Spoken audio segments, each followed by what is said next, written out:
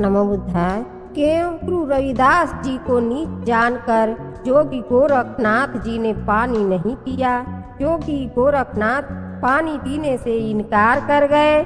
गोरखनाथ जी, आज गुरु रविदास ऐसी कहानी सुनाऊंगी जो आपने अब तक नहीं। गुरु रविदास जी की एक बाणी है, प्यासे थे तब पिया नहीं, जो पिया वह जान गया। अब तो जो फिर दीवाना, वह पानी मुल्तान गया, वह पानी मुल्तान गया। आप इस कहानी के विषय में जानकर हैरान हो जाएंगे। जोगी गोरखनाथ जी की ऐसी भी पहचान, वे पूरे भारतवर्ष में भ्रमण करते थे। जहाँ भी जाते अलख निरंजन अलख निरंजन बोलने का काम कर। जैसे ही लोग अलख निरंजन का नाम सुनते समझ जाते कि जोगी गोरखनाथ जी आ गए। एक समय की बात है, जब जोगी गोरखनाथ जी भ्रमण करते हुए संत कबीर साहब के घर अर्थात पिया पर पहुँचे। वहाँ संत कबीर साहब और उनकी बेटी कमाली रहते। जोगी गोरखनाथ जी कुछ देर आराम करने के बाद संत कबीर साहब से बातचीत करने लगे। संत कबीर साहब ने कहा, एक बहुत ही बड़े विद्वान संत हैं, संत रविदास, चलिए उनसे मिलने चलते हैं। इस पर जोगी गोरखनाथ जी सहमत हो गए।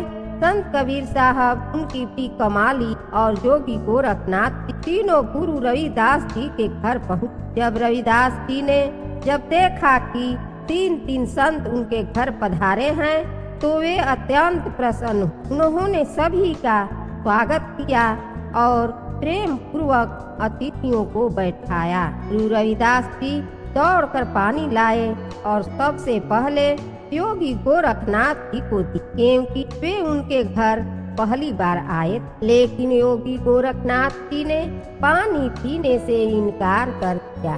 उन्होंने सोचा, यह संत रविदास तो नीच जाति से है, चमड़े का काम करता है, इसका दिया पानी मैं कैसे पी सकता हूँ। गुरु रविदास जी ने बहुत आग्रह किए, किंतु योगी गोरखनाथ जी ने पानी पीने से साफ इनकार कर दिया। इस पर संत कबीर साहब और उनकी पुत्री कमाली ने वह पानी ग्रहण किया। संत कबीर साहब ने कहा, यह पानी नहीं अमृत है। कमाली ने भी पानी को पिया और गुरु रविदास जी के प्रति आदर प्रकट किया। कुछ समय बाद गोरखनाथ जी अलख निरंजन करते हुए मुल्तान, जो कि अब पाकिस्तान में है, वहाँ पहुँच। वहाँ उन्होंने एक शर्त रखी कि जो मेरे खप्पर यानी भिक्षा पात्र जो था उनके पास, जोगी गोरखनाथ जी के पास, वो लिए थे भिक्षा पात्र खप्पर लिए थे। बोले कि जो मेरे खप्पर को भर देगा मैं वही भोजन करूँगा।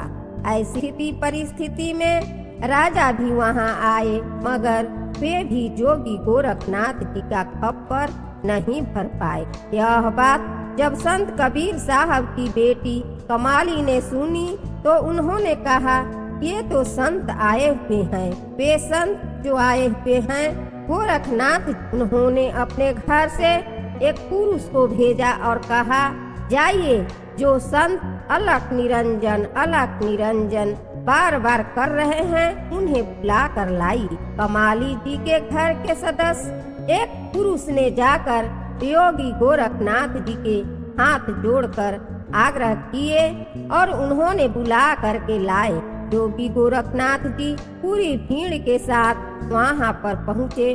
कमाली जी ने बहुत सम्मान पूर्वक और आदर पूर्वक योगी गोरखनाथ जी को आसन ग्रहण करवाया और पूछा, बोलिए महाराज, क्या शर्त है आप। उनके कहने से पहले ही तमाम गांव और मुल्तान देश के लोगों ने कहना शुरू कर दिया, इनकी शर्त यही है कि ये उन्हीं के घर भोजन करेंगे जो इनके खप्पर को भर देगा। यह सुनकर कमाली जी तैयार हो गई और कहा, मैं भरूं। सारे लोग देखकर दंग रह गए। उन्होंने कहा, यह घर में रहने वाली कन्या कमाली, जब बड़े बड़े राजा भी योगी गोरखनाथ जी का खप्पर नहीं भर पाए, तो यह कैसे भरेगी। कमाली जी ने एक छोटी सी चम्मच में गेहूं उठाया और योगी गोरखनाथ जी का खप्पर भर दिया। यह देखकर योगी गोरखनाथ जी चकित हो गए। तमाम मुल्तान के लोग भी चकित रह गए। सभी कहने लगे, धन्य हो कमाली, यह कैसे किया? योगी गोरखनाथ जी ने पूछा, बेटी यह तुमने कहाँ से सीखा? मेरे खप्पर को आज तक कोई नहीं भर सका। अगर तुमने एक चम्मच से इसे भर दिया, मगर तुमने एक चम्मच से इसे भर दिया, यह कैसे हुआ? कमाली जी ने हाथ जोड़कर कहा, मैं संत शिरोमणि गुरु रविदास जी की शिष्या हूँ। यह सुनकर योगी गोरखनाथ जी दंग रह गए। उनके मन में अचंभा हुआ और उन्होंने कहा, तो तुम गुरु रविदास जी की शिष्या हो? कमाली जी ने अपना परिचय देते हुए कहा, मेरे अंदर का ज्ञान उसी समय से जागृत हुआ जब आपने गुरु रविदास जी का दिया हुआ पानी नीच समझकर नहीं पिया था। मैंने वही पानी उठाकर ग्रहण किया था और उसी समय से मेरे अंदर पूर्ण ज्ञान जागृत हो गया। यह सुनकर योगी गोरखनाथ जी हैरान रह गए। उन्हें एहसास हुआ और वे पछताने लगे। उन्होंने गुरु रविदास जी से हाथ जोड़कर कहा, हे गुरु रविदास, मुझे वही पानी चाहिए जो आपने उस समय दिया था। मुझे प्यास लगी है। गुरु रविदास जी मुस्कुराए और कहे, प्यासे थे तब पिया नहीं, जो पिया वह जान गया। अब तो योगी फिरी दीवाना, वह पानी मुल्तान गया। गुरु रविदास जी ने कहा, जिस समय आपने पानी को नीच समझकर ग्रहण नहीं किया, वह पानी केवल उसी समय के लिए था।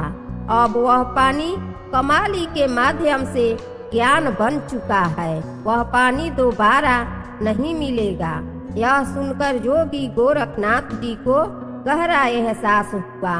उन्होंने हाथ जोड़कर कहा, धन्य हो गुरु रविदास, मुझे पहचानने में भूल हो गई। मैंने अमृत को पहचानने में गलती की। संत कबीर साहब की वाणी याद आती है, अब पछताए क्या होता है, जब चिड़िया चुन गई खेत। योगी गोरखनाथ जी ने गुरु रविदास जी से क्षमा मांगी और वहाँ से वापस लौट गए। धन्य हो गुरु रविदास जी। बोलिए संत शिरोमणि गुरु रविदास महाराज जय।